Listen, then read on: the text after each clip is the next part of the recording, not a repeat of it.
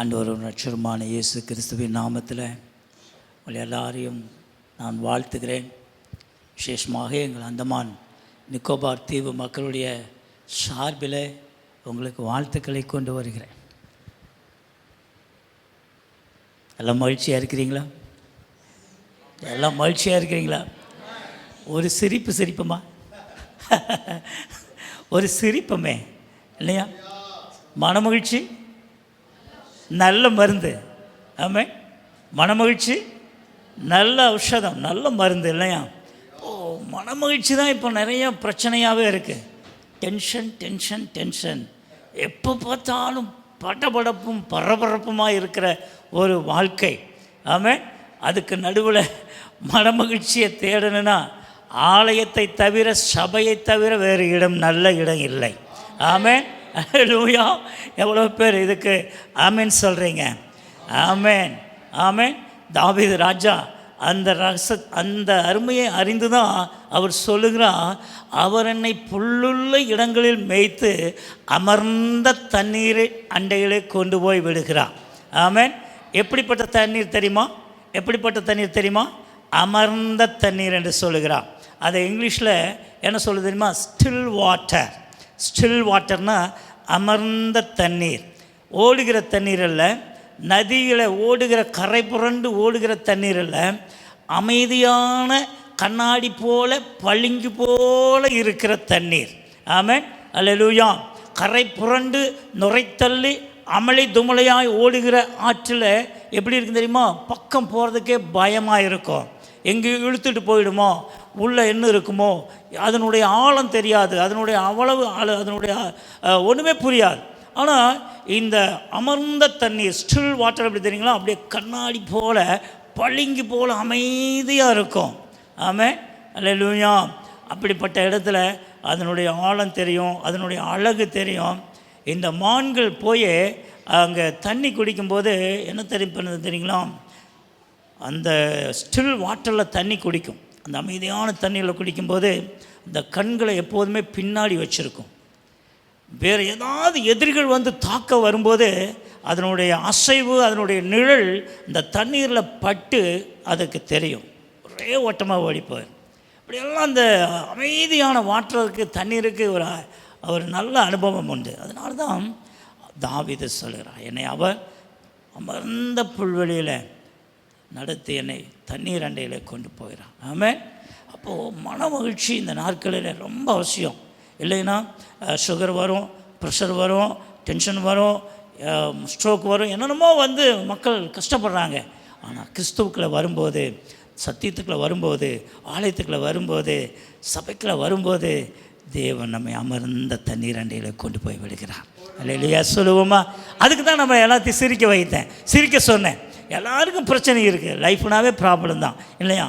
அதற்கு மத்தியில் வசனம் நம்மை மகிழ்ச்சிகளை கொண்டு போ. கர்த்தர் நல்லவராக இருக்கிறார். உண்மையான போதகர் என்னை குறித்து நிறையா சொல்லிட்டாரு, நான் நிறையா சொல்ல வேண்டியதில்லை. அடிக்கடி நான் இங்கே வருகிறபடினால அந்தமானுடைய அனுபவத்தையும் நான் உங்களுக்கு நான் ஷேர் பண்ணியிருக்கிறேன். நிறைய தெரியும். புதிதாக ஒரு வேளை என்னை சந்திப்பவர்களுக்கு தெரியாது. ஏற்கனவே நீங்கள் என்னை பார்த்திருப்பீர்களானால், சபையில் அந்த நாட்களில் நீங்கள் வந்திருப்பீர்களானால், அந்தமானுடைய மிஷினரி பிரயாணங்களையும், அங்குள்ள ஊழியங்களையும், அங்குள்ள இருக்கிறதான பிரச்சனை சூழ்நிலைகளையும் உங்களுக்கு நன்றாக நீங்கள் அறிந்திருப்பீர்கள். நான் உங்களுக்கு சொல்லியிருக்கிறேன். ஆயினும் இந்த நாட்களிலும் கர்த்தருக்கு சித்தமானால் செய்திக்கு மத்தியில் அந்த வாய்ப்பு கிடைக்குமானால் அந்த செய்தியை நான் பகிர்ந்து கொள்ள விரும்புகிறேன். பாஸ்டர் எனக்கு ரொம்ப ரொம்ப மிகவும் பிடித்தமான ஒரு தேவ மனிதர். அப்படியே சகோதரி, அவருடைய பிள்ளைகள். ஏன்னு கேட்டிங்கன்னா, தாழ்மையிலும் தாழ்மையை நான் பார்க்கிறேன். மிகவும் தாழ்மையான, ஒரு எளிமையான, ஒரு தெய்வ பக்தி உள்ள ஒரு மனுஷர். ஒரு அருமையான போதகர். அவர் சொன்னார், 98 2008 இல்லையா, 9 அவங்க வந்தபோது எங்களை தொடர்பு கொண்டாங்க. நாங்கள் ரொம்ப ரொம்ப வெரி சிம்பிள், ஒன்றுமே இல்லை. நாங்கள் ஒரு மிஷினரி, ஒரு குடும்பம், சின்ன குடும்பம். அந்த தீவில் அப்படியே ஒரு விசாரிப்பற்றவர்களை போல் அந்த நாட்களில் இருந்தபோது எங்களை அன்பாய் அழைத்தார்கள். அன்றைக்கு அவங்க பிஎஸ்என்எல்ல அவங்க ஒர்க் பண்ணுறாங்க. வேறொரு ஊழியர் ஜெயவீரன் அப்படிங்கிறவர் தான் அவருக்கு எனக்கு அறிமுகப்படுத்தினாங்க. அவர் எனக்கு தொடர்பு கொண்டு பேசின போது அவங்க ரூமில் போய் நாங்கள் பார்த்தோம். பக்கத்தில் தான் அவங்க தங்கியிருந்தாங்க. அந்த ரூமில் அவங்க சிஸ்டர், பாஸ்டர், அவங்க சின்ன மகன் கூட வந்திருந்தாங்க. பார்த்து அவங்களோட பேசுகிறது எங்களுக்கு மிக பெரிய ஒரு ரிலேஷன்ஷிப் எங்களுக்கு கிடைச்ச மாதிரி ஒரு தைரியம், அவ்வளோ ஒரு ஹோப்ஃபுல்லாக இருந்தது அன்றைக்கு. பாருங்கள், அன்றைக்கு தொடர்ந்து அந்த உறவு கிறிஸ்துவுக்குள் இன்னைக்கு வரைக்கும் ஆழமாக இருப்பதை நாங்கள் பார்க்கிறோம். எப்போ நான் பாஸ்டர் நான் அங்கே தமிழ்நாடு வந்திருக்கிறேன், உங்கள் இடத்துக்கு நான் வர வேண்டும் விரும்புகிறேன்னு சொன்னேன், ஒரு நாள் கூட அவர் எந்த விதத்துலையும் பாஸ்டர் இப்படி இன்றைக்கி இந்த முறை இப்படி இருக்குங்க, இப்படி இருக்குது, இந்த கொஞ்சம் ஷெட்யூல் அப்படி இருக்குங்க, இப்படி இருக்குங்க, ஒரு நாள் சொன்னதில்லை. ஒரு கிட்டத்தட்ட 5-6 முறைக்கு நான் மேலே வந்திருப்பேன்னு நினைக்கிறேன். ஒவ்வொரு முறையும் நான் இந்த அருமையான உள்ள ரூமில் தான் நான் தங்குவேன். எப்போதும் எனக்கு நல்ல அன்பான ஒரு வரவேற்பு கொடுத்து உங்கள் சபையில் ஆண்டவர் எங்களை ஷேர் பண்ண வைப்பான். அருமையான எனக்கு நல்ல ஒரு குடும்பம். தம்பி ஆப்லின் இருப்பது இன்னொரு நல்ல ஒரு எக்ஸ்ட்ரா போனஸ். நல்ல அருமையாக பாஸ்டருக்கு ரொம்ப பக்கத்தில் இருந்து செய்வது ஒரு பெரிய ஒரு போனஸாக இருக்கிறது பார்க்கணும். நல்ல அருமையாக கீபோர்டு ஒரு தம்பி பாடினார், ரொம்ப ரசித்தேன். ரொம்ப சிம்பிளாக அழகாக எளிமையாக கிட்டார் போட்டு பாடினதை பார்த்தேன். தங்கச்சிமார்கள் பாடினாங்க, ரொம்ப மகிழ்ச்சியாக இருந்தது. தம்பி பாடினது ரொம்ப ரொம்ப ஸ்வீட்டாக இருந்ததை நான் பார்த்தேன். ஆராதனைக்கு ரொம்ப உகந்த ஒரு மெத்தடில் அவர் பாடுகிறதை பார்த்தேன். இன்றைக்கி எங்கேயோ என்னென்னமோ நடக்குது, நான் அதெல்லாம் சொல்ல விரும்பலை. ஆனால் பிள்ளை பாடினதை நான் பார்க்கும்போது பிள்ளைகள் பாடுகிறது மிகவும் தேவ பிரசன்னத்தை அப்படியே கீழே கொண்டு வருகிறதை பார்த்தேன். தங்கச்சிமார்கள் அவ்வளவு இனிமையாக ரொம்ப அப்படியே பயபக்தியோடு நின்று பாடினார்கள். அவர் பாட்டு தான் பாடுறாரு, கிட்டார் போடுறாரு, கீபோர்டு போடுறாருன்னு பார்த்தேன். ஆனால் அருமையாக காஃபி கூட போடுறாரு. நான் வந்ததையும் பாஸ்டர் ஒரு காஃபி போட சொன்னார். அழகாக எனக்கு சரியான பதத்தில் ஒரு சூப்பராக காஃபி போட்டு கொண்டு வந்தார் பாருங்க. அசந்து போயிட்டேன். அப்போ எல்லாமே தெரியுது நம்ம பிள்ளைகளுக்கு. ஆமே அல்லேலூயா. கர்த்தர் கொடுக்கிற ஞானம். ஆமே அல்லேலூயா. அருமையான பாஸ்டம்மாவுக்கு நான் மிகுந்த வாழ்த்துக்களையும் நன்றிகளையும் சொல்லுகிறேன். அம்மா வந்திருக்காங்க, வின்சி அம்மா. இன்னும் ரொம்ப ரொம்ப திடீர்னு பார்த்தது தான் நான் பார்த்தேன். அம்மா வந்திருக்குது கூடுதலான ஒரு மகிழ்ச்சி. ரொம்ப வருஷமாக அவர்களோடு எங்களுக்கு நல்ல தொடர்பு உண்டு. அவங்க மூலமாகவும் எனக்கு இங்கே வந்ததையும் அவங்களும் எனக்கு அறிமுகமானாங்க. அவங்க மகள் குடும்பம் எனக்கு ரொம்ப நெருங்கிய தொடர்பு. இப்படி அப்படியாக எல்லாரையும் நான் பார்க்கிறேன். ஆமென். கர்த்தர் தாமே நம்மை ஆசீர்வதிப்பாராக. ஆமென். கிட்டத்தட்ட 25 வருஷங்கள் இதுவரைக்கும் நாங்கள் ஒரு மிஷினரியாக இந்த குடும்பமாக, நானும் என் குடும்பமும் என் மனைவி மகளுமாக ஓடிக்கொண்டிருக்கிறோம். ஏறத்தாழ வயசு கூடிகிட்டே போகுது. இன்னும் ஓட்டம் மாத்திரம் என்ன பண்ண மாட்டேங்குது. ஓடி இன்னும் என்ன பண்ணலாம், இன்னும் என்ன சாதிக்கணும், இன்னும் என்ன செய்யணும், அதுதான் எங்கள் மனதில் ஓடிக்கிட்டே இருக்கே ஒழிய போதும் இதுக்கு மேலே நம்மளால் முடியாது அப்படிங்கிற எண்ணம் வரவே மாட்டேங்குது. அல்லேலூயா. இன்னும் ஸ்பீடை கொஞ்சம் அதிகரிக்கணும், ஏதாவது இன்னும் கொஞ்சம் அதிகரித்து செய்யணும் அப்படின்னு சொல்லி தான். ஏன்னா மக்கள் அந்த அளவுக்கு தேவை உள்ளவர்களாக இருக்காங்க, தாகம் உள்ளவர்களாக இருக்கிறாங்க. சில வேளைகளெல்லாம் ஜனங்களை போய் சந்திக்கும்போது கண்ணீராக வரும் அவங்களுடைய அறியாமைகள். பாருங்கள், நான் இங்கே வர்றதுக்கு முன்னாடி அந்த ஆதிவாசிகள் இருக்கிற இடத்துக்கு பக்கத்தில், இந்த நிர்வாணமாக இருக்கிற அந்த ஆதிவாசிகள் இருக்கிறதுக்கு பக்கத்தில் ஒரு 2 கிலோமீட்டருக்கு தள்ளி ஒரு காடு பகுதிகள் இருக்கிறது. இந்த காட்டு பகுதிகளில் நிறைய வீடுகள் இருக்கிறது. அந்த வீடுகளுக்கு மத்தியில் நாங்கள் சுவிசேஷத்தை அறிவிக்கிறதுக்கு போனோம். ஒரு 10 பாஸ்டர் குடும்பம், மிஷினரி பெண்கள் எல்லோரும் சேர்ந்து நாங்கள் போனோம். ஒரு 10 பேர் டீமாகி போனோம். எங்கள் சாப்பாடெல்லாம் கட்டிக்கிட்டு வண்டி எடுத்துக்கிட்டு நாங்கள் கிட்டத்தட்ட எங்கள் இடத்துலேருந்து ஒரு 35 கிலோமீட்டர் தள்ளி போகணும். அங்கே போகும்போது எல்லாம் காடுகள், அதுக்கு மத்தியில் வீடுகள் எல்லாம் இருக்குது. மேக்சிமம் பார்த்திங்கன்னா எல்லாமே பெங்காலி குடும்பங்கள் தான் அங்கே இருந்தாங்க. ஒவ்வொரு வீடும் காடுகளுக்கு ரொம்ப தூரம் நடந்து போகணும். நிறைய நாய்கள் ஓடி வந்தது. அவங்க வீட்டுகளில் நிறைய 5 நாய் 10 நாய்னு வளர்த்துவாங்க. அதையெல்லாம் கடந்து தான் போகிறோம். ஒரே பயம்தான். பெண்கள் எல்லாம் பயப்பட்டாங்க. வாங்க, சிங்கத்தின் வாயை கட்டின ஆண்டவர் இந்த நாய் வாயெல்லாம் ஏமாத்திரம், வாங்க போகலான்னு சொல்லி இதெல்லாம் கூட்டிகிட்டு உள்ளே போனோம். போனதையும் பார்த்திங்கன்னா எல்லா வீடுகள்லேயும் கொடி பறக்குது. என்ன கொடி தெரியுமா? இங்கே எல்லாம் தமிழ்நாட்டில் என்ன நடந்தது தெரியல. இந்த ராமர் கோயிலை டெடிகேட் பண்ணாங்க இல்லையா, அங்கே யூபியில். அப்போது இந்த அந்த நார்த் இந்தியா முழுக்க, அந்தமான் முழுக்க எங்கே பார்த்தாலும் கொடி. ஒரு மாதிரி இந்த வால் மாதிரி ஒரு கொடி பார்த்தீங்களா, ஒரு முக்கோணமாக, அது எங்கே ஒரு வீட்டுக்கு 10 கொடி தொங்குது. எல்லாம் 2 வீலரில் கொடி 5 கொடி கட்டிட்டு போகிறான், காரில் கட்டிட்டு போகிறான், வண்டியில் கட்டிட்டு போகிறான், ட்ரக்கில் கட்டிட்டு போகிறான், பஸ்ஸில் கட்டிட்டு போகிறான். வீடு முழுக்க ரோடு தெருவு எங்கே பார்த்தாலும் கொடிமயம். இங்கே எப்படி இருந்துச்சுங்க? இங்கே எப்படியா? புண்ணியவான்கள் நீங்கள்லாம், பாக்கியசாலிக தமிழ்நாடு. அவ்வளவு கொடி. இந்த கொடிக்கு மத்தியில் நற்செய்தி அறிவிக்க போகிறதுனா சாதாரண காரியமா? யோசித்து பாருங்கள். பார்த்தாவே பயமாக இருக்குது, கிட்டுக்கிட்டுன்னு இருக்குது. எவன் என்ன சொல்லுவானோ, எவன் தாவுவானோ அப்படின்ட்டு. ஆனாலும் கொண்டு போகிறது என்ன? தேவனுடைய வார்த்தை. ஒவ்வொரு வீடாக கைப்பிரதியில் கொண்டு போனோம். ஒரு பெங்காலி சகோதரி வந்தாங்க. அங்கே போயிட்டு நாங்கள் அறிமுகமானோம். நாங்கள் சர்ச்சிலேருந்து வர்றோம், இயேசு சுவாமி பத்திரிக்கை படிங்க அப்படின்றதையும் சந்தோஷமாக வாங்கினாங்க. வாங்கிட்டு கொஞ்ச நேரம் பேசினேன். அப்புறம் உங்கள் வீட்டில் யார் இருக்கிறாங்க, எத்தனை பேர், என்ன ஏதுன்னு விசாரித்தோம். அவங்க வீட்டை சுற்றி காடு, வீடுகள் நிறைய. அவங்க எந்த விவசாயம் இதெல்லாம் பண்ணுறாங்க, மீன் பிடிக்கிறாங்க, நண்டு பிடிக்கிறாங்க, என்னென்னமோ பண்ணுறாங்க, பிஸ்னஸ். அதுதான் அவங்களுடைய இது. அப்புறம் உங்களுக்கு ஏதாவது பிரச்சனைகள் இருந்தால், தேவை இருந்தால் நாங்கள் ஜெபம் பண்ணுறோம் அப்படின்னு சொன்னோம். ஜெபம் பண்ணுங்க, எனக்கு உடம்பெல்லாம் திடீர்னு அலர்ஜி ஆகி தடிச்சிடும். இந்த நான்வெஜ், அதாவது மீன் குழம்பு, கறி குழம்பெல்லாம் செய்யும்போது அந்த வாசம் அடித்தாலே தான் உடம்பெல்லாம் தடிச்சு போயிடும். அப்படி தான் இருக்குது. அவங்க முகமெல்லாம் தடிச்சு அப்படியே ஒரு மாதிரி ஸ்வெல்லாக இருக்குது. ஜெபம் பண்ணுங்க. நாங்களும் பெண்கள் எல்லாம் சேர்ந்து ஜெபம் பண்ணோம். ஜெபம் பண்ணிகிட்டு இருக்கும்போதே அப்படியே கட கட கட கட கட கடன்னு அழுதுட்டாங்க. நாங்கள் யார்? நாங்கள் எங்கிருந்தோ ஒரு 2 நிமிஷம் 3 நிமிஷம் அவங்கள சந்திக்க போனோம், அவ்வளவுதான். எங்களை பார்த்தவங்க இவ்வளோ அழுகணும்னு அவசியமா?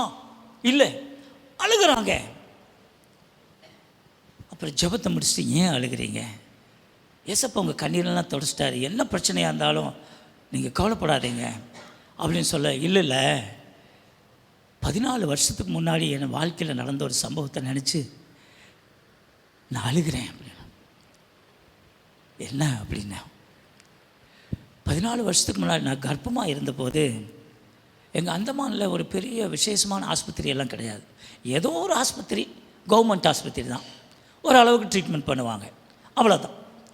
14 வருஷத்துக்கு முன்னாடி நான் கர்ப்பமாக இருந்தபோது, டெலிவரி ஆகிற டைமில் ரொம்ப காம்ப்ளிகேஷன் ஆயிடுச்சு. எனக்கு பிளட்டு தேவைப்பட்டது, ரத்தம் ஏற்றன்ட்டாங்க. ரத்தத்துக்கு அலமோதணும், யாரும் கொடுக்க முன் வரல. எங்கள் சொந்த பந்தங்கள் எல்லாம் ஒதுங்கிட்டாங்க. ஐயோ, ரத்தம் கொடுக்குறதா அப்படின்னு சொல்லி. ஒரு முஸ்லீம் சகோதரர் ஒருவர் அறிமுகமானாங்க. அவர் ரத்தம் தர்றேன்னு சொன்னார். ஆனால் கடைசி வரைக்கும் அவர் என்ன ஆனாருன்னு தெரியல, வரவே இல்லை. கடைசியாக ஒரு கிறிஸ்தவர் தான் எனக்கு ரத்தம் கொடுத்தாரு. அன்னைக்கு மாத்திரம் அந்த ரத்தம் கொடுக்கப்படாமல் இருந்தால் நானும் என் பிள்ளையும் மரித்து போயிருப்போம். 14 வருஷத்துக்கு முன்பாக ஏதோ ஒரு கிறிஸ்துவ மதத்தை சேர்ந்த ஒரு சகோதரர், ஒரு சகோதரிக்கு, ஒரு பெங்காலி சகோதரிக்கு தன் சொந்த இரத்தத்தை கொடுத்ததினால அவர்கள் பிழைத்தார்கள். அதை நினைவு கூர்ந்து நாங்கள் 14 வருஷத்துக்கு பின்னாடி போகிறோம். அதை நினைவு கூர்ந்தவங்க கண்ணீர் விட்டு அழுகிறாங்க. அல்லேலூயா. அருமையான கர்த்தருடைய பிள்ளைகளே, அன்றைக்கு பறந்து கொண்டிருந்த அந்த அவ்வளவு கொடிகளை பார்த்திருந்தோமானால், அந்த செந்நிற கொடிகளை நாங்கள் பார்த்து பயந்து வீட்டில் அமைதியாக இருந்திருப்போமானால் அந்த ஆத்துமாவை சந்தித்திருக்க முடியாது. அல்லேலூயா. அந்த ஜனத்தை நான் சந்தித்திருக்க முடியாது. அவங்க சொன்னாங்க, நீங்கள் எப்போ வேணாலும் வாங்க, எங்கள் வீடு திறந்திருக்கிறது, இங்கே இயேசுவை பற்றி சொல்லுங்க. ஆமென் சொல்லுங்க, ஆமென் சொல்லுங்க, ஆமென் சொல்லுங்க. சூழ்நிலையை பார்த்திருப்போமானால், அந்த செங்கொடியை பார்த்திருப்போமானால், பயமுறுத்துகிறதான அந்த கொடியை பார்த்திருப்போமானால் ஒரு ஆத்துமாவை சந்தித்திருக்க முடியாது. அப்படி சொல்லிக்கொண்டு இருக்கும்போதே இன்னொரு சகோதரி வந்தாங்க. அவங்க ஒரு இளம் சகோதரி. அவங்க ஜார்க்கண்டை சார்ந்தவங்க. இவங்க பெங்காலி, அவங்க ஜார்க்கண்ட். எங்கள் அந்தமான பொறுத்தவரை எல்லா இன மொழி மக்களும் ஒரே ஊருக்குள்ளே வாழ்ந்து கொண்டு இருக்கிறோம். தமிழ், தெலுங்கு, மலையாளம், ஒரியா, பெங்காலி, குஜராத்தி, ராஜஸ்தானி எல்லா இன மொழி மக்களும் ஒன்றாக வாழ்ந்து கொண்டு இருக்கிறோம். அவங்க ஜார்க்கண்ட் மக்கள் ஒரு சகோதரி வந்தாங்க. அவங்களுக்கு டாக்ஸ் கொடுத்ததையும், உங்களுக்காக ஏதாவது ஜெபிக்கணும்னா சொல்லுங்கள், ஜெபிக்கணும். அவங்க பெண்கள் இடத்துல சொல்கிறாங்க, திருமணமாகி 5 வருஷம் ஆச்சு, இன்னும் பிள்ளை இல்லை. அல்லேலூயா. உடனே அவங்களுக்காக ஜெபித்த போது அவர்களும் கண்ணீர் விட்டு அழுகிறாங்க.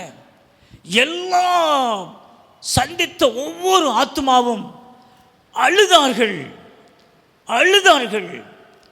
பேரலைஸ்டாக படுத்து கிடக்கிறாங்க. இயேசுவை குறித்து சொன்னதையும் அழுகிறார்கள். உங்களுக்காக நாங்கள் ஜெபிக்கட்டும் என்று சொல்லும்போது தலை குனிந்து நின்று அழுகிறார்கள். அருமையான திருச்சபையை, இயேசு தேவையாயிருக்கிறார். ஜனத்திற்கு இயேசு தேவை. இன்னும் அறிவிக்கப்படாத ஜனங்கள் உண்டு. இன்னும் அந்தமான் தீவுல இயேசு என்கிற அந்த நாமத்தை ஒரு முறை கேட்காத காதுகள் 1000 இருக்கிறாங்க. யார் செய்வார்கள்? யார் நமது காரியமாய் போவார்? இதை எப்படி சொல்லி முடிப்பது? இது எப்படி ஓடி கடந்து போவது என்று சொல்ல அனுதினமும் சுமையோடு கூட தெரிந்து கொண்டிருக்கிறோம். சந்தைகளிலும் வீதிகளிலும் வீடுகளிலும் எப்படியாவது ஒரு ஆத்மாவையாவது சந்தித்து அன்றைக்கு இயேசுவை சொல்லிடணும் சொல்ல ஓடிக்கொண்டே இருக்கிறோம். அல்லேலூயா. உங்களை எல்லாம் பார்க்கும்போது எனக்கு ரொம்ப மகிழ்ச்சி, சொல்லணும் சந்தோஷம். ஒரே ஒரு ஆசை என்னவா இருந்தது தெரியுமா? ரொம்ப ஒரு ப்ரெசன்ஸை நான் உணர்ந்தேன். ரொம்ப ஒரு ஹோலி ஸ்பிரிட்டை நான் அனுபவித்தேன். எனக்கு ஒரு ஆசை, ஒரு நாளாவதும் என் மனைவி பிள்ளையோடு இந்த சபைக்கு வரணும்னு சொல்லி நான் நின்று கொண்டிருந்தேன். ஏன்னா நான் ஊரெல்லாம் சுற்றுறேன், நான் பல சபைகளுக்கு போகிறேன், அங்குள்ள அனுபவங்களை கற்றுக்கொள்கிறேன், அங்குள்ள ஊழியர்களுடைய அவங்களுடைய குடும்பத்தாருடைய அன்பை நான் பார்க்குறேன், சபையாருடைய அன்பை பார்க்குறேன். அந்த அன்பு என்னுடைய மனைவி பிள்ளைகளுக்கு எட்ட போவதில்லை. ஏன்னா ஒன்று அவங்க இருக்கிறாங்க, இல்லைன்னா நான் இருக்க வேண்டியது இருக்குது. குடும்பமாய் வருவது ரொம்ப அபூர்வமான ஒரு காரியம். அல்லேலூயா, அல்லேலூயா. இப்போவும் அன்றைக்கு அந்த தீவில் என் மனைவியும் என் மகளும் இந்த சபையை நடத்தி கொண்டு இருக்கிறாங்க. அவர்களையும் கூட்டிகிட்டு இப்படி தமிழ்நாட்டில் ஒரு சில சபைகளுக்கு போய் அந்த ஆராதனையின் அனுபவத்தையும் திருச்சபையினுடைய மக்களுடைய அன்பையும் அவர்களும் கொஞ்சம் ஷேர் பண்ணுக்கணும்னு எனக்கு ரொம்ப ஆசை தான். அது எனக்கு ரொம்ப முடியாத ஒரு காரியமாக இருக்குது. ஜெபித்து கொள்ளுங்கள். கர்த்தருக்கு சுத்தமான அடுத்த முறை நான் குடும்பத்தோடு வருவதற்கு கர்த்தர் உதவி செய்வார். அல்லேலூயா. அருமையான இந்த நாளிலும் மீண்டுமாக என் உள்ளம் கனிந்த உள்ளத்தின் ஆழத்திலிருந்து உங்களுக்கு நான் வாழ்த்துக்களையும் நன்றின்னு சொல்லுகிறேன். உங்களை எல்லாம் பார்க்கும்போது என் மனம் ரொம்ப தெம்படைந்து பூரித்து சந்தோஷப்படுகிறது. அல்லேலூயா சொல்லுவோமா? அல்லேலூயா சொல்லுவோமா? ஆமென். கர்த்தர் நல்லவராக இருக்கிறார். இன்றைக்கு நம்மள ஒரு நல்ல செய்தியை நாம் கேட்க போகிறோம். யாத்ராம புஸ்தகம் 6வது அதிகாரம் 3வது வசனத்தை வாசிப்போம்.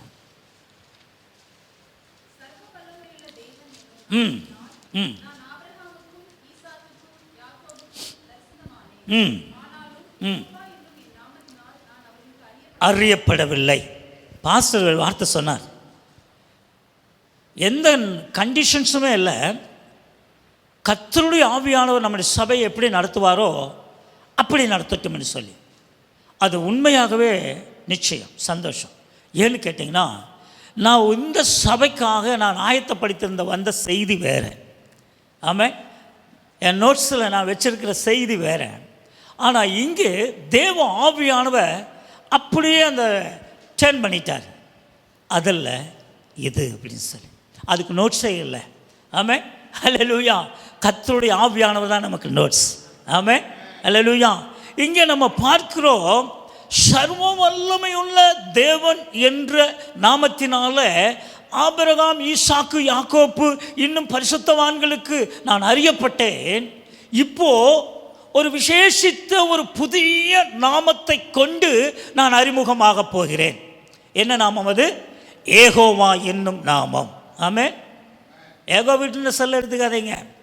அதெல்லாம் வச்சுக்கிட்டு என்ன ஏகோ விட்னஸ் பற்றி சொல்ல வந்துட்டாரோ, ஏகோவானா ஏகோவா விட்னஸ்ன்னு எடுத்துக்காதீங்க. அதை பற்றி சப்ஜெக்டே நமக்கு வேண்டாம். ஆமென். ஏகோவா என்பது ஒரு நாமம், கர்த்தருக்கு இருக்கிறதான ஒரு மகத்துவமான நாமத்தில் அதுவும் ஒரு நாமம். ஆமென். அதனுடைய கேரக்டர் தான் நம்ம பார்க்க போகிறோம். வேற எதையும் நம்ம சிந்திக்க வரல. இதுவரைக்கும் பரிசுத்தவான்களுக்கு, அபிரகாமுக்கு, ஈசாக்குக்கு, யாக்கோப்புக்கு எல்லாம் நான் சர்வ வல்லமையுள்ள தேவன், ஆல்மைட்டி காட் என்கிற நாமத்தில் தான் அறியப்பட்டேன்.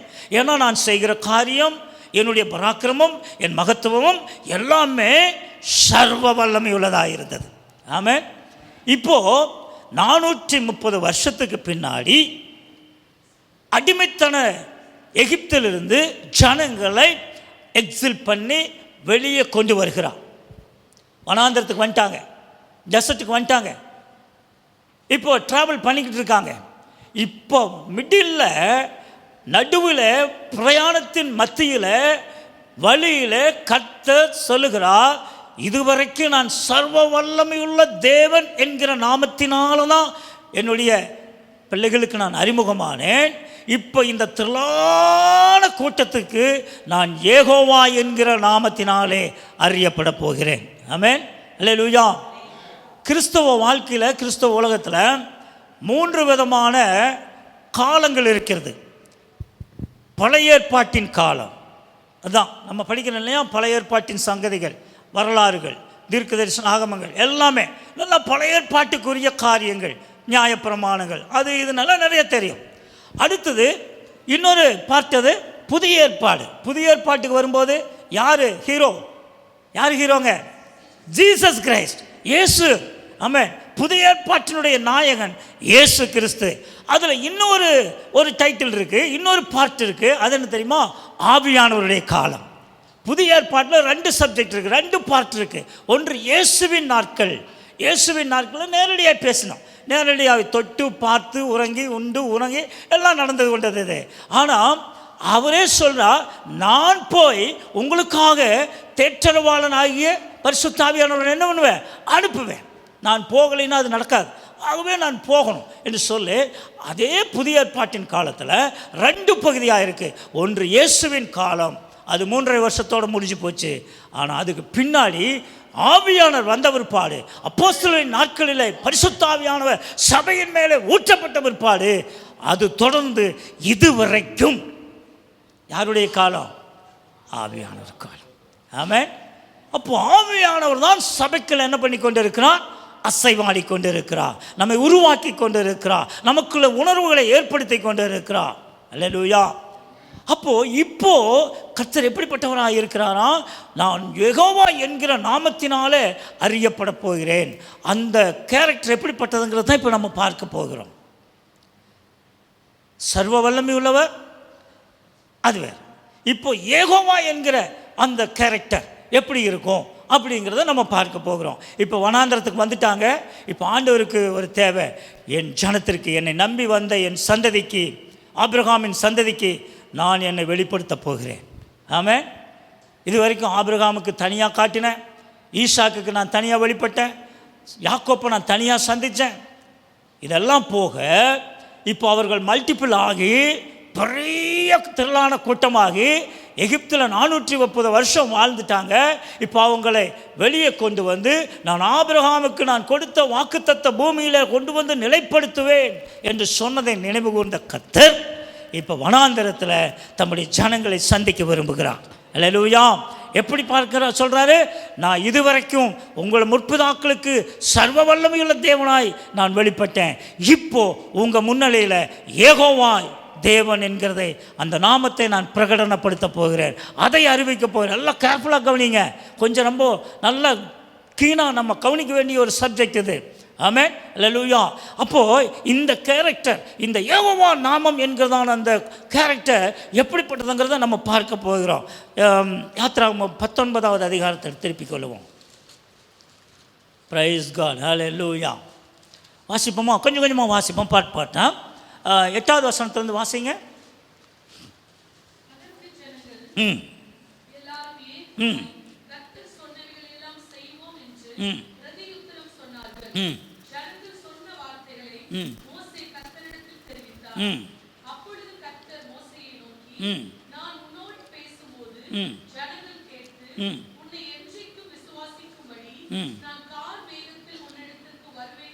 ம் ம் ம்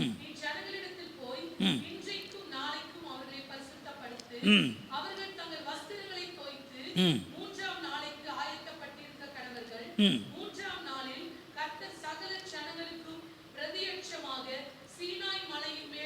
இறங்குவார். கவனிங்க, இந்த வார்த்தைகளை நம்ம வாசித்தோம் இல்லையா? அங்கே என்ன சொல்லப்பட்டிருக்கிற காரியம், கர்த்தர் ஜனங்களுக்கு தன்னை வெளிப்படுத்த போகிறார். இப்போ வெளிப்படுத்த போகிற விஷயத்தை ஆண்டவர் எப்படி செய்கிறாருன்னா, ஒரு நடுவில் ஒரு மீடியேட்டரை வச்சுக்கிறார். யார் அது? மோசே. ஒரு மத்தியஸ்தன், ஒரு மனிதன், ஒரு மத்தியஸ்தன். தேவனுக்கும் ஜனத்துக்கும் நடுவில் ஒரு மனுஷன் மத்தியஸ்தனாக இருந்தான். கர்த்தர் மனுஷனோடு பேசினார், மோசேவோடு பேசினார். அந்த மோசே ஜனங்களுக்கு சொல்லுவான், கர்த்தர் இப்படியெல்லாம் சொல்கிறாரு, இப்படி செய்யணும். அப்போது ஜனங்கள் மோசே இடத்துல அவங்களுடைய பிரச்சனைகள் சொல்லுவாங்க. அந்த மோசே போய் கர்த்தருடைய சமூகத்தில் போய் ஜனங்களுடைய தேவைகளையும் பிரச்சனைகளை குறித்து சொல்லுவான். அப்போ கர்த்தர் கேட்டு பதில் தருவான். இப்படியாக ஒரு மத்தியஸ்தம் வைக்கப்பட்டிருந்தது. ஒரு மத்தியஸ்தன், ஒரு நடுவில் ஒரு மனிதன் நின்று கொண்டிருந்தான். அல்லேலூயா. அப்போ பாருங்க, கர்த்தர் சொல்றாரு, நீ ஜனத்தை ஆயத்தப்படுத்து, நான் அவர்களை சந்திப்பதற்கு முன்பாக அவர்களை ப்ரிப்பேர் பண்ணு, தயார்படுத்து. அவங்க மனதளவிலும் சரி, சரீர பிரகாரத்திலும் சரி, என்னை சந்திப்பதற்கு அவங்க தயாராக வேண்டும். இப்போ ஆலயத்துக்கு வந்திருக்கிறோம், சபைக்கு வந்திருக்கோம். மற்ற நாளை பார்க்கிறோம், இந்த நாளை நாம் எப்படிப்பட்ட நாளாக நினைக்கிறோம்? விசேஷமான நாளாக எடுத்துக்கொள்கிறோம். இந்த நாளில் நாம் குளித்து நல்ல ட்ரெஸ்ஸை செலக்ட் பண்ணி நம்ம புறப்பட்டு வந்து ஆலயத்தில் உட்கார்ந்து தேவனுடைய வார்த்தையை கேட்டு போகும் வரைக்கும் நம்ம நம்மளை தயார்படுத்தி கொண்டு இருக்கிறோம். தேவனை சந்திக்க ஆயத்தம் வந்திருக்கிறோம், தேவனை சந்திக்க வருகிறோம், ஆவியானவரை சந்திக்க வந்திருக்கிறோம், நம்ம இயேசு சாமியை சந்திக்க வருகிறோங்கிற ஒரு மனதில் நம்ம ஆயத்தமாய் வருகிறோம். சரீரத்தில் நம்ம ஆயத்தமாக்கி கொள்ளுகிறோம். இதுதான் உண்மை. நம்ம நினச்ச மாதிரி டியூட்டிக்கு போகிற மாதிரி நம்ம போயிட முடியுமா? போக முடியாது. இங்கே நம்ம யாரை சந்திக்க வருகிறோம்? சர்வ வல்லமையுள்ளவரை, பரிசுத்தமுள்ள தேவனை, அன்புள்ள தெய்வத்தை. ஆமென். அப்போது பாருங்கள், ஆயத்தப்படுத்த சொல்லுகிறார். அவர்கள் ஆயத்தமாகிறாங்க. கீழே வாசிப்போம் 12வது வசனத்திலிருந்து. ம் ஆ ம் ம் ம் ம் ம் ஆ ம் ம் ம்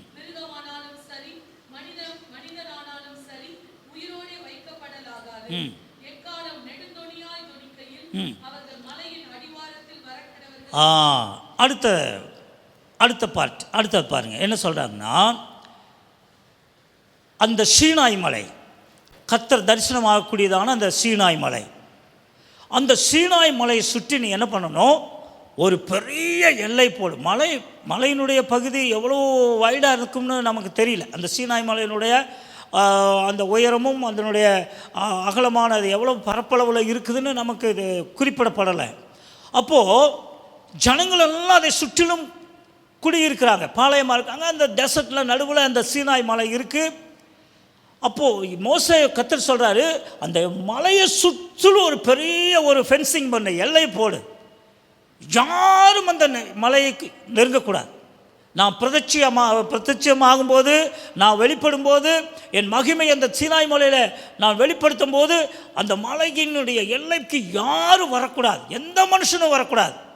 அது மாத்திரம் இல்லை, மாடு கூட யாரும் வரக்கூடாது. ஆடு மாடுகளை கூட எனக்கு தெரியாமல் எனக்கு தெரியல அப்படின்னு சொல்லிட்டு யாரும் அந்த இப்போ எல்லைக்குள்ள வந்து மேய்க்க வந்துடக்கூடாது. அப்படி யார் வந்தாலும் அது மனுஷனானாலும் சரி, மிருகஜீவன்களானாலும் சரி, அந்நியனானாலும் சரி, யாராக இருந்தாலும் அந்த எல்லையை தொட்டவன் கண்டிப்பாக சாகணும், கண்டிப்பாக அவன் செத்தே ஆகணும். இப்போ எவ்வளோ நல்லா யோசனை பண்ணி பாருங்க, எவ்வளவு ரொம்ப ஸ்ட்ராங்கான ஒரு கமாண்ட் பாருங்க. இப்படி அந்த எல்லையை நெருங்குகிறவன் தொடுகிறவன் செத்தே ஆகணும். அவ்வளவு பயங்கரமான ஸ்ட்ரிக்டான பனிஷ்மெண்ட், செத்து தான் ஆகணும், வேறு வழியே இல்லை. ஏன் இவ்வளவு கடினமான ஒரு நிபந்தனை? நம்ம ஆண்டவர் அன்புள்ளவர் அல்லவா? அப்படி தானே கேள்விப்பட்டிருக்கோம். அவர் ரொம்ப பிரியமானவர் அல்லவா? அப்போ அப்படிப்பட்ட கடவுள், அப்படிப்பட்ட தேவன் ஏன் இவ்வளவு கடினமான செத்துத்தான் ஆகணும்? ஏன் அந்த சொன்ன எல்லையை தொட்டா அதுக்கு மேலே மீறி வந்தால் அவன் செத்து தான் ஆகணுங்கிற அளவுக்கு கடினமான உபதேசம் என்ன? ஏன் அவ்வளவு கண்டிப்பு? அருமையான கர்த்தருடைய பிள்ளைகளே, ஆண்டவர் உண்மையாகவே அன்புள்ள கர்த்தர். அவர் மனுஷன் மேல் அவ்வளவு பிரியம். ஏன்னா ஏன் இவ்வளவு கண்டிப்புன்னா, நான் கர்த்தர் சர்வ வல்லமையுள்ளவர், என் பிரசன்னத்தினால பர்வதங்களெல்லாம் மெழுகு போல உருகி போகும், என் மகிமையினால சீனாய் மலையே அப்படியே உருகி ஓடி போயிடும், எவரெஸ்டெல்லாம் அப்படியே மெல்ட் ஆகி அப்படியே போயிடும். அப்படிப்பட்ட மகத்துவம் உள்ள தேவனுக்கு முன்பாக சரீரத்தில் இருக்கிற நீங்கள் என்ன ஆகுவீங்க? உருகி காணாமல் போயிடுவீங்க, செத்து போயிடுவீங்க, அழிஞ்சு போயிடுவீங்க. உங்களுடைய கண்களெல்லாம் என் பிரகாசத்தை பார்க்குமானா அப்படியே அழுகிடும், அவிஞ்சு போயிடும். அதனால தான் சொல்கிறாரு, மோசேயை பார்த்து சொல்கிறார், ஆண்டவரே உம்முடைய சமூகம் எனக்கு முன்னாடி போகணும், உண்மை பார்க்க முடியுமான்னு கேட்டதையும், அப்படியெல்லாம் பண்ண முடியாது மகனே, இப்படியெல்லாம் நடக்காது. ஏன்னா நான் கர்த்தர், என்னை பார்த்து ஒருவனும் உயிரோடு இருக்க முடியாது. அவ்வளோ மகிமையான கடவுள் நான், அவ்வளோ பிரகாசம், என்னுடைய இந்த பர்வதமே உருகி போயிடும் அப்படின்ட்டு ஆண்டவரே. அப்படியே டக்குன்னு அவருக்கு ஒரு யோசனை, ஓகே 1000 மண்டலத்தில் ஒரு இடம் உண்டு, ஆனாலும் ஒரு ஸ்பெஷல் பிளேஸ் வச்சுருக்கிறேன், நீ கண்மலையின் வெடிப்புக்களை வா, கண்மலைக்குள்ள வா, கண்மலையினுடைய வெடிப்பில் வந்து உட்காந்துக்க, நான் அப்படி போவேன், அப்படி போகும்போது என் கரத்தினால உன்னை மூடுவேன். இவ்வளவு பெரிய கடினமான பாறை கூட, இந்த கண்மலை கூட உன்னை பாதுகாக்க முடியாது, என் கரமே உன்னை என்ன பண்ணும்? பாதுகாக்கும். அல்லேலூயா. அவ்வளவு பிரசன்னம், அவ்வளவு பயங்கரம், அவ்வளவு மகத்துவம். அப்படிப்பட்ட தேவனை சந்திப்பதற்கு எவனாவது துணிகரமாக நுழைஞ்சா அவன் செத்து போயிடுவான். அப்படி நீ சாகக்கூடாதுங்கிறதுக்காகத்தான் இவ்வளவு கடினமான நிபந்தனை. நீ எப்போது எல்லை மீறுகிற ஆள், எப்போதுமே நீ என்ன கொஞ்சம் முரட்டாட்டமான மனுஷன்தான், எப்போதுமே என் பேச்சை மீறுகிற ஆளுன்னு எனக்கு தெரியும். ஆகவே தான் நான் சொல்கிறேன், இந்த எல்லையை தாண்டினவன், இதை தொடுகிறவன் கண்டிப்பாக செத்தாகும். ஏன்னா நீ உயிரோடு இருக்க முடியாது. அதனால் அந்த நிபந்தனை. அல்லேலூயா. அந்த பாதுகாப்புக்காக நீ செத்துடக்கூடாது, நீ அழிஞ்சிடக்கூடாதுங்கிறதுக்காகத்தான் ஆண்டவர் என்ன செய்கிறாரு? இப்படிப்பட்ட நிபந்தனையை கொடுக்கிறார். மற்றபடி கர்த்தர் அன்பாகவே தான் இருக்கிறாரு, நம்ம மேலே மிகவும் பிரியமாகவே தான் இருக்கிறாரு. அந்த நிபந்தனை உடைக்கப்பட வேண்டும் என்று கர்த்தர் விரும்புகிறார். அல்லேலூயா. கீழே வாசிப்போம் 14வது வசனம்.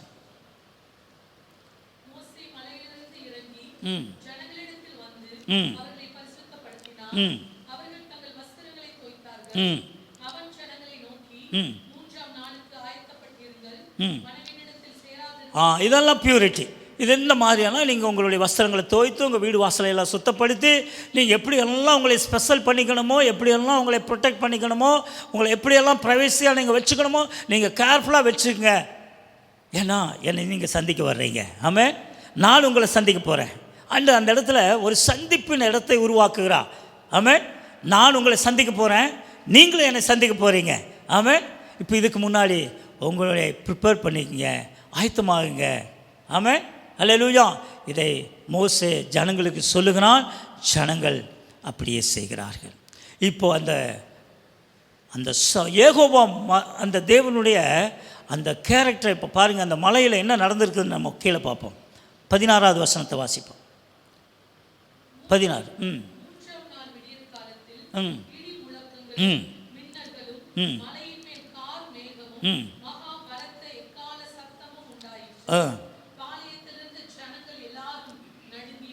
நடுங்கினார்கள்.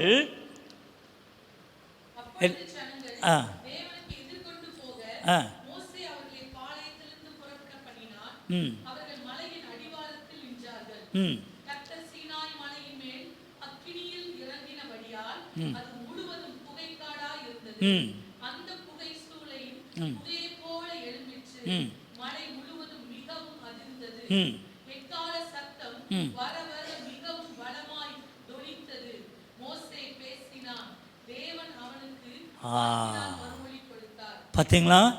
இப்போ எல்லாம் ஒரு பெரிய ஒரு எக்ஸைட்டாக அவங்க வெயிட் பண்ணிட்டு இருக்காங்க. சீனாய் மலையில் தேவன் பிரத்யட்சமாக வெளிப்பட ஆரம்பிச்சிட்டாரு. சீனாய் மலை எப்படிப்பட்டதாய் மாறிடுச்சு? அக்கினி பழம்பாய் மாறிடுச்சு. அக்கினி புகைக்காடு பயங்கரமாக இருக்கு, பார்க்கறதுக்கே பயமாக இருக்கு. அது மாத்திரம் இல்லை, ஒரு சத்தம், எக்கால சத்தம், ஒரு பெருந்தொனி அப்படியே லைட்டாக ஆரம்பிச்சு அப்படியே பெருந்தொனியாக பயங்கரமான ஒரு சவுண்டு.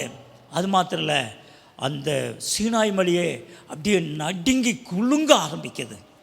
அந்த சிச்சுவேஷன் பார்த்தீங்கன்னா ஜனங்கள் சகிக்க கூட முடியாத அளவுக்கு பயந்து ஜனங்களெல்லாம் நடுங்கி கொண்டு இருக்கிறாங்க. தேவனுடைய பிரசன்னம். அல்லேலூயா.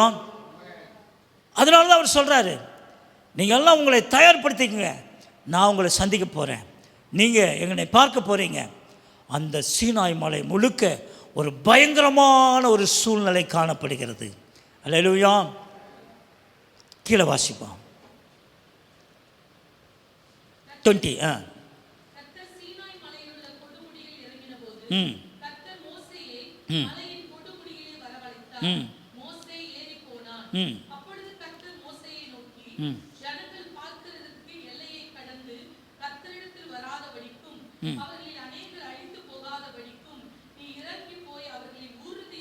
பாருங்களேன், மறுபடியும் சொல்றாரு, ஓகே திரும்பவும் போ, மறுபடியும் போய் ஜனங்களை பாரு, எவனாவது வந்துட போகிறான், ஒருத்தங்க கூட செத்துடக்கூடாது.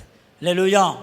என்னுடைய பேச்சை மீறி துணிஞ்சு அறிஞ்சோ அறியாமையோ யாருமே எல்லையை தாண்டிடக்கூடாது, செத்துடுவாங்க. போய் மறுபடியும் போய் சொல்லு. ஆண்டவர் மோசேவுக்கு மறுபடியும் சொல்கிறாரு. அவங்க மோசே என்ன சொல்கிறாருன்னா, இப்போ 23வது வசனத்தை வாசிங்க.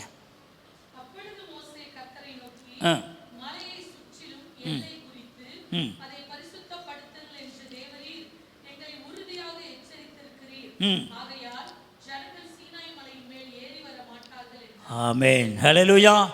ஒரு மத்தியஸ்தன், ஒரு ஊழியக்காரன் எப்படி ஜனங்களுக்கும் தேவனுக்கும் மத்தியில் நிற்கிற ஒரு தேவ மனிதன் எப்படி தன்னுடைய ஜனத்தை குறித்து ஒரு கேரண்டி கொடுக்குறார் பாருங்க, வரமாட்டாங்க. ஆமென். நான் நீர் சொன்ன வார்த்தைகளை, நீர் கொடுத்த கட்டளையை, நிபந்தனையை என் ஜனங்களுக்கு நான் சொல்லி இருக்கிறேன். நிச்சயமாய் அவர்கள் என்ன செய்ய மாட்டாங்க, என் பேச்சுக்கு மதிப்பு கொடுத்து கீழ்ப்படிந்து அவர்கள் நீர் சொன்னபடி வரமாட்டார்கள். ஆமென். இப்போ நம்ம பாஸ்டர் இருக்கார், ஆண்டவருக்கு உங்களை குறித்து ஆண்டவரத்தில் என்ன சொல்லுவார்? ஜெபத்தில் தனிப்பட்ட விதத்தில் என்ன சொல்லுவாருங்க?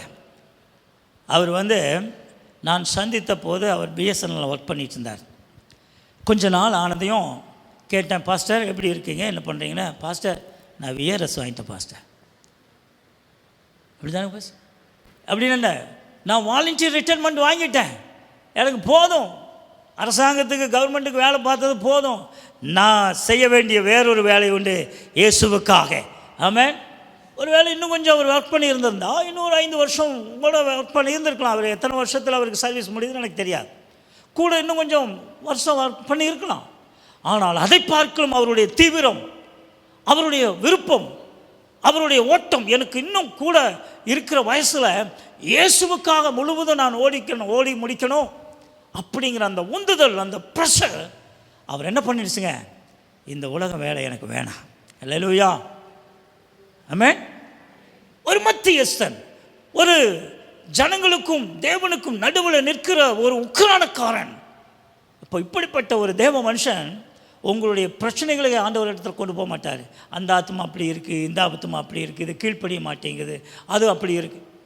ஆண்டவரே நிர்மாணத்தை இறங்குங்க, நான் சொல்கிறேன். அவங்க கேட்பாங்க, நான் புத்தி சொல்கிறேன், கேட்பாங்க. அவங்களுக்காக நான் ஜெபிக்கிறேன், கேட்பாங்க. ஞாயிற்றுக்கிழமை அவங்களுக்கு உபதேசம் பண்ணுவேன், அவங்க கேட்பாங்க. ஆமென். ஒரு பரிந்து பேசுகிற ஒரு மனிதன். ஆமென். அல்லேலூயா. நமக்கு ஆண்டவர் ஒரு நல்ல மெய்ப்பனை கொடுத்திருக்கிறார். ஊழியக்காரர், உக்கிரானக்காரர், ஒரு மத்தியஸ்தன். ஆமென். 24 மணி நேரம் எப்போதும் ஜனங்களை குறித்தே சிந்தித்துக்கொண்டு, உங்களை குறித்தே சிந்தித்துக்கொண்டு, உங்கள் பிள்ளைகளை குறித்தே சிந்தித்துக்கொண்டு, உங்களுடைய எதிர்காலத்தை குறித்தே சிந்தித்துக்கொண்டு, எப்படியாவது இந்த மணவாட்டி சபையை கொண்டு போய் மணவாளன் கையில் பிடிச்சி கொடுக்கணும். ஆமென். ஒரு தகப்பனுக்கு தான் அந்த அருமை தெரியும். ஒரு பெண் பிள்ளையை பெற்றெடுத்துட்டா அந்த பெண் பிள்ளையை உருவாக்கி அவளை அலங்கரித்து ஒரு நல்ல குணசாலி பெண்ணாக உருவாக்கி புத்தி சொல்லி அந்த பெண்ணை கொண்டு போய் மணமகன் கையில் பிடிச்சி கொடுக்குற அந்த கிளைமாக்ஸ் இருக்குது பார்த்தீங்களா? வெளியே பார்த்தா சிரிச்சிட்டு இருப்பார், உள்ளுக்குள்ள துடிக்கிற துடிப்பும் தவிப்பும் அவருக்கு தான் தெரியும். ஆமென். அல்லேலூயா. அதே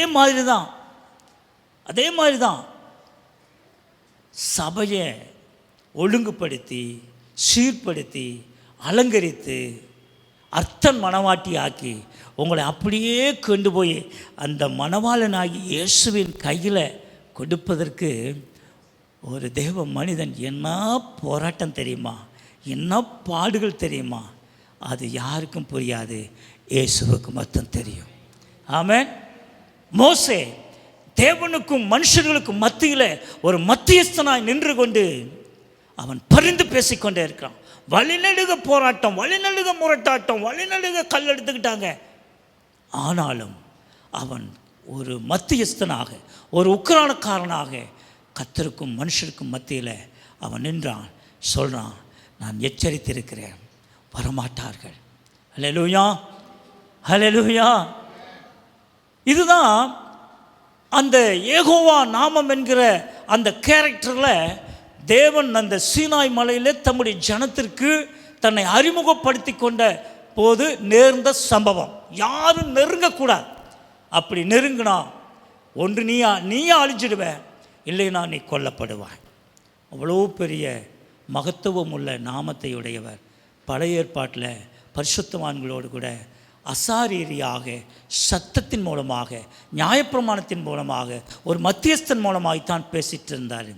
ஆனால் இன்றைக்கு இந்த புதிய ஏற்பாட்டின் காலங்களில், ஆவியானவருடைய காலங்களில் நாம் எப்படிப்பட்டதான இடத்திற்கு நாம் வந்துவிட்டோம் என்பதை நாம் புதிய ஏற்பாட்டு பகுதிக்கு நாம் போக போகிறோம். எபிரேயர் புத்தகம் 12வது அதிகாரம், திருப்பிங்க, எபிரேயர் 12வது அதிகாரம் வாசிப்போமா? 18வது வசனத்திலிருந்து வாசிப்போம். அன்றியும் தொடக்கூடியதும்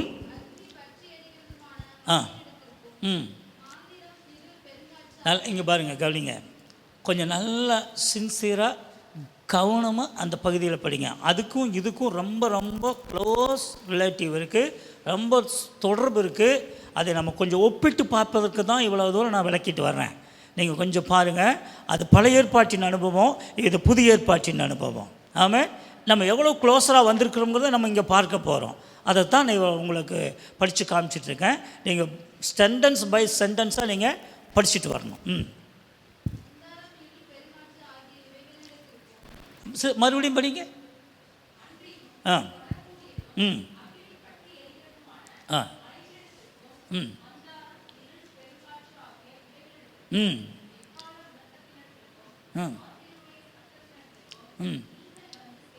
வந்து சேரவில்லை. கவனிச்சிங்களா? அங்கே எப்படிப்பட்ட இடத்துக்கு வந்து சேர்ந்தாங்க? மலையின் அடிவாரத்திற்கு, சீனாயினுடைய மலையின் அடிவாரத்திற்கு ஒரு எல்லை, குறிக்கப்பட்ட எல்லைக்கு அப்பாலே வந்தார்கள். மலையை யாரும் நெருங்க முடியல. அந்த மலையானது தேவ பிரசன்னத்தினாலே நிறைந்து அக்கினியும் புகைக்காடுமாய் இருந்தது. அது எக்காலம் வர வர பலத்ததாய் இருந்தது, நடுக்கம் நிறைந்ததாய் இருந்தது. ஜனங்கள் எல்லாம் நெருங்க முடியாமல் பயந்து நடுங்கிக் கொண்டிருந்த ஒரு இடம். ஆனால் நீங்களோ இப்போ எப்படிப்பட்ட இடத்துக்கு நீங்கள் வரல? அப்படிப்பட்ட இடத்துக்கு நீங்கள் வரல. நடுக்கமும் பயமும் கலக்கமும் நிறைந்த இடத்துக்கு வரல. நெருங்கினால் கொல்லப்பட வேண்டும் என்கிறதான நிபந்தனைக்கு உட்பட்ட இடத்துக்கு நீங்கள் வரல. நீங்கள் எப்படிப்பட்ட இடத்துக்கு நீங்கள் வந்திருக்கிறீர்கள் என்றால், கீழே நாம் வாசிப்போம்.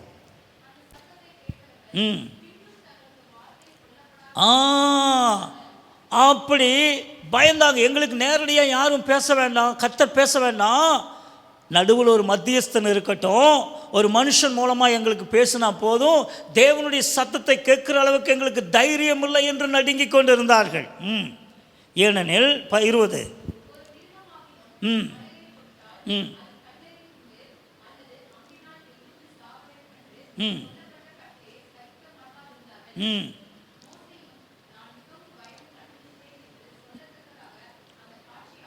பயங்கரமாக இருந்தது. இந்த புத்தகத்தை இன்டர்பிரட் பண்ணுறதான தேவ மனிதர் சொல்லுகிறார், மோசே கூட இந்த விஷயத்தை குறித்து வெளிப்படுத்தும் போது சொல்லும்போது என்ன சொல்ல, அந்த காட்சி பயங்கரமாக இருந்தது.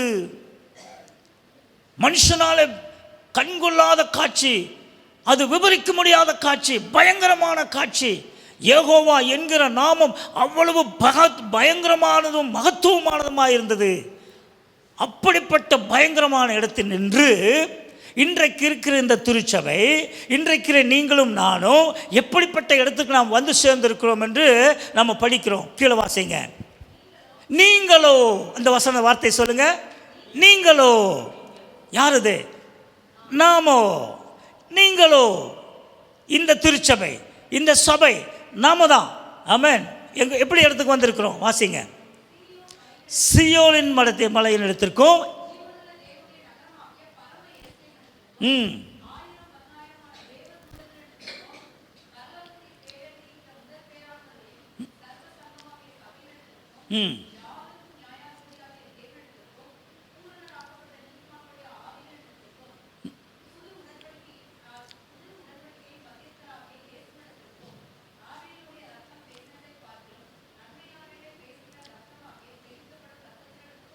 வந்து சேர்ந்தீர்கள். எப்படிப்பட்ட ஒரு இடத்திற்கு வந்திருக்கிறோம் பாருங்க. நீங்களோ இந்த திருச்சபை, இன்னைக்கு இருக்கிற நம்முடைய திருச்சபை, இன்னைக்கு இருக்கிறதான தேவ பிள்ளைகள் எங்கிருந்து எங்கே வந்திருக்கிறோம்? அவ்வளோ பயங்கரமான இடத்துலேருந்து சாப்பிட்டான இடத்துக்கு வந்துட்டோம். ரொம்ப மென்மையான இடத்துக்கு வந்துட்டோம். நெருங்கக்கூடிய இடத்துக்கு வந்துட்டோம். எல்லையை தாண்டி வந்து விட்டோம். அல்லேலூயா. சந்தோஷமா? சந்தோஷமா?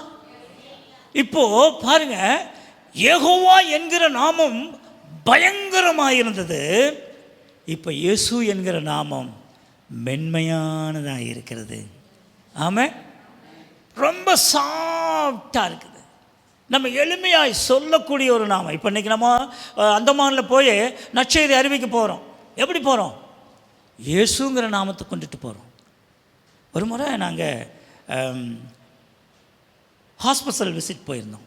அங்குள்ள கவர்மெண்ட் ஹாஸ்பிட்டல் போன போது ஒரு பெட்டில் ஒரு வாலிப பையன் படுத்திருக்கான். அவன் பெட்டு முழுக்க அப்படியே வியர்த்து வெறுத்து அப்படியே ஸ்வெட்டாக இருக்குது. தண்ணி நனைஞ்சு போயிருக்கு. ஒரு பக்கத்தில் ஒரு சின்ன ஒரு 14 வயசு இருக்கும் ஒரு சின்ன பாப்பா ஒரு ஃபோனை வச்சு பார்த்துக்கிட்டு இருக்கான்.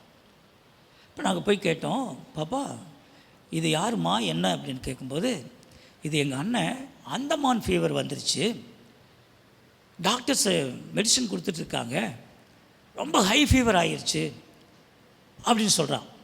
அந்த பையனும் அன்கான்சியஸாக படுத்துட்டு இருக்கான். அவ்வளவு ஈரம், பெட்டெல்லாம் தலையணையெல்லாம் ஈரம்.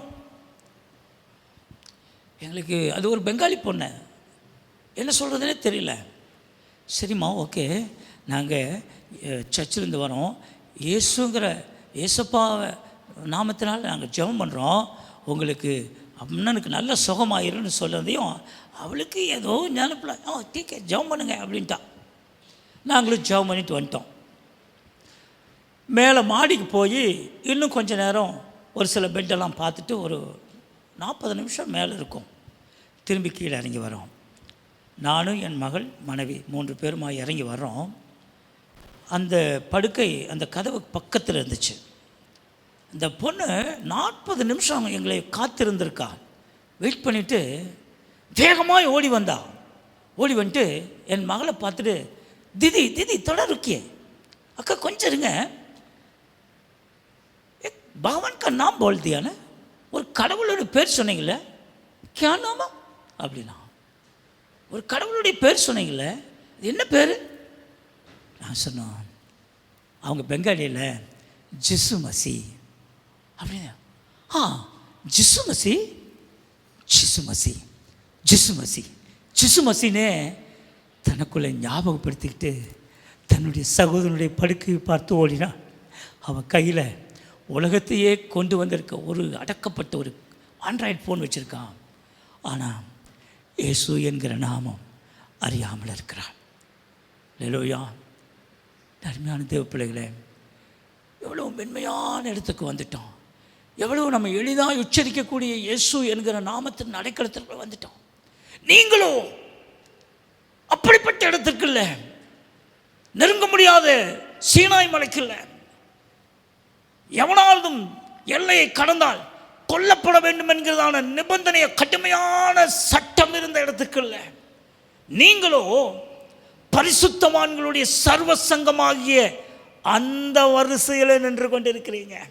உங்களுக்கு முன்பாக பேரெழுதப்பட்ட பரிசுத்தவான்கள், ஜீவபுஸ்தகத்தில் பேரெழுதப்பட்ட பரிசுத்தவான்கள் இருக்கிறாங்க. எபிரேயர் 11வது அதிகாரத்தில் ஒரு பெரிய விசுவாச பட்டியலே இருக்குது, நீங்கள் படித்து பாருங்கள். அந்த வரிசையில் நாம் அடுத்தது நின்றுட்டு இருக்கிறோம். என் பேரும் எழுதப்பட்டிருக்கிறது. ஆமென்.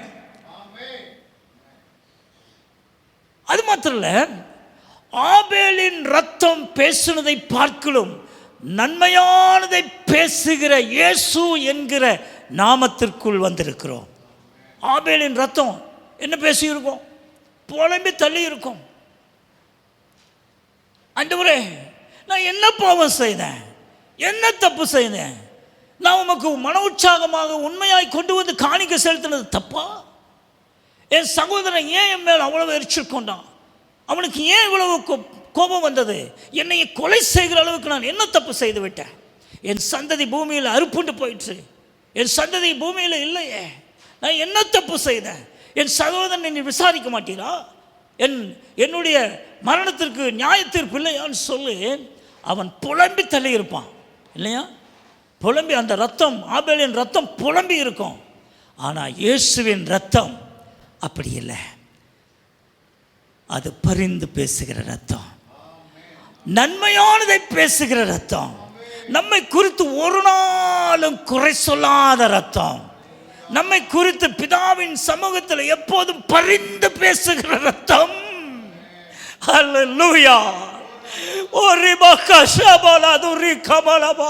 என் அருமையான தேவ பிள்ளையே, உன்னை குறித்து குறை சொல்லாத ரத்தத்திற்குள் நீ வந்திருக்கிறாய். அப்படிப்பட்ட மென்மையான அற்புதமான அன்பு நிறைந்த இயேசு என்கிற அடைக்கலத்தில் வந்திருக்கிறான். சீனாய் மலைக்குள் அல்ல, சீயோனின் அடிவாரத்தில் வந்து நின்று கொண்டிருக்கிறோம். சீயோனுக்குள் வந்து நின்று கொண்டிருக்கிறோம். ஆமென். நன்மையானதை மாத்திரம் பேசுகிற இயேசுவின் மத்தியில் நாம் வந்திருக்கிறோம். ஒரு காலத்தை கொஞ்சம் திரும்பி பாருங்க. உங்கள் பாஸ்ட், உங்கள் கடந்த கால வாழ்க்கையை கொஞ்சம் யோசித்து பாருங்க. எவ்வளவு புறக்கணிக்கப்பட்டிருப்போம், எவ்வளவு சந்ததி ஜாதிகளாலேயும் ஜனங்களினால நம்ம ஒதுக்கப்பட்டிருப்போம். யோசித்து பாருங்க. நம்மளை எவ்வளவு கேவலமாக பேசியிருப்பாங்க. யோசித்து பாருங்கள். நம்மளுடைய ஒருவேளை முந்தின காலங்களில் நம்ம விக்கிரகங்களை ஆராதித்து கொண்டு இருந்த போது அந்த இடத்துல எல்லாம் நம்ம எப்படி நெருங்க முடியாமல் இருந்திருப்போம், எப்படி பயந்து நடுங்கி அந்த பூஜைகளையெல்லாம் பண்ணிகிட்டு இருந்திருப்போம். இப்போ அப்படி இல்லை. இவ்வளோ அழகான ஒரு ஆலயத்தை கர்த்தர் கொடுத்துருக்கிறாரு. ஜாதி இல்லை, எந்த வித்தியாசமும் இல்லை, படித்தவன் படிக்காதவங்க இல்லை, ஏழை பணக்காரங்க இல்லை, எல்லாம் தேவனுடைய சமூகத்தில் ஒரு குடும்பமாக, ஒரே மந்தையாக, ஒரே மெய்ப்பனின் கீழே வந்திருக்கிறோம். அல்லேலூயா. நேற்றுக்கு மாலையில் அந்த பாஸ்டர், மெத்தடிஸ்ட் பாஸ்டர் எங்கேயோ ஒரு கிராமத்துக்கு கூட்டிகிட்டு போனார். நாங்கள் போனது 9 மணிக்கு மேலே அங்கே ஒரு காரியத்துக்காக போயிருந்தோம். அந்த பகுதி பார்த்திங்கன்னா எல்லாம் அந்த ரொம்ப தாழ்ந்த மக்கள், பாவமாக இருக்கிறாங்க. பார்க்கவே உள்ளே போகும்போதே அங்கே ஒரு மாதிரியாக இருந்தது. எல்லாம் உள்ளே கடந்து போனோம். மாடு கட்டி வச்சுருக்கு, அது இது குப்பை கூடம், அதுவும் மக்களெல்லாம் ரொம்ப பரிதாபமாக இருக்கிறாங்க. இதெல்லாம் தாண்டி ஒரு வீட்டுக்கு போய் நின்னார்.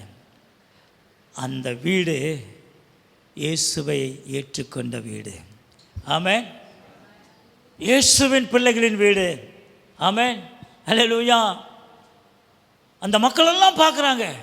சே, அவங்க வீட்டுக்கு கார்லையெல்லாம் வர்றாங்கப்பா, யாரோ வர்றாங்கப்பா. ஊரே கிராமமே திரும்பி பார்க்குது. அவர் பாஸ்டர் சொன்னார், இந்த அம்மா எங்களுடைய மெத்தடிஸ்ட் சபை அந்த பனங்காடியில் ஆரம்பிப்பதற்கு முன்பாகவே இருந்த முதல் விசுவாசி. ஆமென். முதல் விசுவாசி. பாருங்க, இவ்வளோ பெரிய சாட்சி பாருங்கள். இவ்வளோ ஆண்டவர் நம்ம மற்றவர்களுக்கு மத்தியில், நம்ம ஜாதிகளுக்கு மத்தியில், ஜனத்திற்கு மத்தியில் ஆண்டவர் எவ்வளவாக நம்மை உயர்த்தி வைத்திருக்கிறார். நீங்களோ நாமோ எப்படிப்பட்ட இடத்துக்கு வந்திருக்கோம்? ஆபேலின் ரத்தம் பேசினதை பார்க்கலும் நன்மையானதை பேசுகிற இரத்தத்தின் அடைக்கலத்திற்குள் வந்திருக்கிறோம். ஆமென் சொல்லுங்க. ஆமென். இப்போதும் அந்த இரத்தம் பரலோகத்தின் பலிபீடத்திலிருந்து நமக்கு வேண்டிய போதெல்லாம் வடிந்து கொண்டே இருக்குது. ஏன்னா யோவான் பார்க்கிறான், அடிக்கப்பட்ட வண்ணமாய் நிற்கிற ஒரு ஆட்டுக்குட்டியானவன் பலிபீடத்தண்டையில் நிற்கிறதை நான் காண்கிறேன் என்று சொல்கிறான். இன்றைக்கு நமக்கு சொட்டிக்கொண்டே இருக்கு, இந்த சபையை கழுவிக்கொண்டே இருக்குது, நம்ம வாழ்க்கையை கழுவிக்கொண்டே இருக்குது. நம்ம எப்படி டெய்லி ரெஃப்ரெஷ் ஆகிறோமோ அதே மாதிரி இயேசுவின் இரத்தத்தினாலே அடிக்கப்பட்ட வண்ணமாய் நிற்கிற ஆட்டுக்குட்டியானவருடைய இரத்தத்தினாலே நம்முடைய ஆவி, ஆத்ம, சரீரத்தை பரிசுத்தமாக்கி கொண்டே இருக்கிறது. எவ்வளோ கிஃப்டட் பீப்புள் இல்லை, நம்ம எவ்வளோ சாக்கியமானவர்கள் இல்லை. கொஞ்சம் அப்படியே உலக மக்களோடு கொஞ்சம் ஒப்பிட்டு பார்த்தீங்கன்னா தெரியும் நம்ம எவ்வளவு அலங்கரிக்கப்பட்ட ஜனம் என்று சொல்லி, நம்ம எவ்வளவு ஆசீர்வதிக்கப்பட்ட ஜனம் என்று உங்களுக்கு நல்லா தெரியும். ஆமாம். கொஞ்சம் பழைய திரும்பி பார்த்தீங்கன்னா இப்போ எங்கே வந்திருக்கணும்னு நல்லா தெரியும். ஆமாம். அல்லேலூயா. அருமையான தேவ பிள்ளைகளே, சீனாய் மலையில் சீயோனை அடிவாரத்துக்கு வந்திருக்கிறோம். யெகோவா என்கிற மகத்துவமுள்ள பயங்கரமான நாமத்தின் மத்தியில் அல்ல, இயேசு என்கிற மென்மையான நாமத்திற்குள்ளே நாம் அழைக்கப்பட்டிருக்கிறோம். அல்லேலூயா. எல்லாரும் கண்களை மூடுவோமா? எல்லாரும் கண்களை மூடுவோமா? இன்றைக்கி நாம் எவ்வளவு ஆசீர்வதிக்கப்பட்டிருக்கிறோம், எவ்வளவு நம்பிக்கைக்குரியவர்களாக இருக்கிறோம். கொஞ்சம் உலக மக்களோடு கொஞ்சம் ஒப்பிட்டு பாருங்கள். தேவன் எவ்வளவு நம்மை விசேஷமாக பிரித்தெடுத்திருக்கிறான். உங்கள் ஜனத்திலிருந்து, உங்கள் ஜாதிகளிலிருந்து, உங்களுடைய எந்த சூழ்நிலையிலிருந்து தேவன் நம்மை எவ்வளவு அருமையாக பிரித்தெடுத்திருக்கிறார். காரணம் என்ன தெரியுமா? இயேசு என்கிற அந்த அற்புதமான நாமம். இயேசு என்கிற நாமம் எவ்வளவு நம்பிக்கைக்குரிய நாமம், எவ்வளவு அடைக்கலமான ஒரு நாமம். நினைச்சாலே நம்முடைய இருதயம் நொறுங்கி கண்ணீர் விட வைக்கிற நாமம். இந்த நாமத்தின் அடைக்கலத்துக்குள் வரும்போது மரணம் இல்லை, மரணம் இல்லை, கொல்லப்பட வேண்டிய அவசியம் இல்லை. ஹல்லேலூயா, ஹல்லேலூயா, ஹல்லேலூயா. ஓஷிகா பாலா ஷாபாலாமா. கொஞ்சம் அப்படியே உங்கள் உள்ளத்தில் சிந்தித்து பாருங்கள். அந்த பயங்கரமும் மகத்துவமும் உள்ள யெகோவா என்கிற அந்த நாமத்தின் எல்லைகளில் இந்த நாட்களில் ஆபேலின் ரத்தம் பேசினதை பார்க்கலாம். நன்மையானதை மாத்திரம் பேசுகிற இயேசு என்கிற நாமத்தின் அடைக்கலத்தில் வந்திருக்கிறோம். மணவாளனின் கையில் வந்து விட்டோம். தேவ பிள்ளையே, உனக்கு நிச்சயமான நம்பிக்கை உண்டு, நிச்சயமான நம்பிக்கை உண்டு. ரூத்து தன்னுடைய மாமியோடு புறப்பட்டு வந்தாள். உன் ஜனம் என் ஜனம், உன் தேவன் என் தேவன் என்று சொல்லி வந்ததனால கர்த்தர் ரூத்தின் வழியாக, அவள் வம்சத்தின் வழியாக இயேசு பிறப்பதற்கு ஒரு வாய்ப்பு உண்டாயிற்று. உன்னை கற்றுக்கொண்டு பெரிய காரியங்களை செய்வான். நாம் ஜெபிப்போமா? எங்களை நேசிக்கிற நல்ல பிதாவே, எங்களை எங்கேயோ இருந்த எங்களை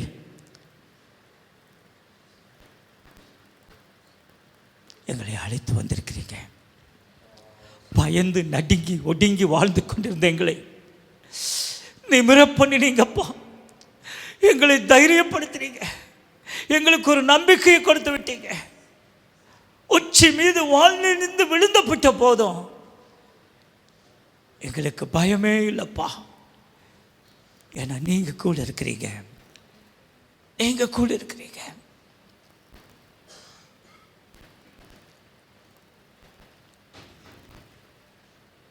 ஏசப்பா, உமக்கு நன்றி செலுத்துகிறோம். கர்த்தருடைய ஆவியானவர் எங்களுக்குள்ள இருக்கிறபடினால இவ்வளவு தைரியமாக நாங்கள் இந்த உலகத்தை கடந்து போக எங்களுக்கு உதவி செய்திருக்கிறீங்க. உமக்கு கொடானு கொடி நன்றி செலுத்துகிறோப்பா, நன்றி செலுத்துகிறோப்பா. இந்த அன்புக்காக, இந்த நம்பிக்கைக்காக, இந்த தைரியத்திற்காக, இந்த பிரகாசத்திற்காக உமக்கு நன்றி செலுத்துகிறோம். எங்கள் பேர் ஜீவ புஸ்தகத்தில் எழுதப்படும்படிக்கு சர்வ சங்கமாகிய பரிசுத்தவான்களுடைய வரிசையில் எங்களை கொண்டு வந்து நிற்க பண்ணினீரே, உமக்கு நன்றி செலுத்துகிறோம், நன்றி செலுத்துகிறோம், நன்றி செலுத்துகிறோம். இயேசுவின் நாமத்தில் பிதாவே, ஆமென்.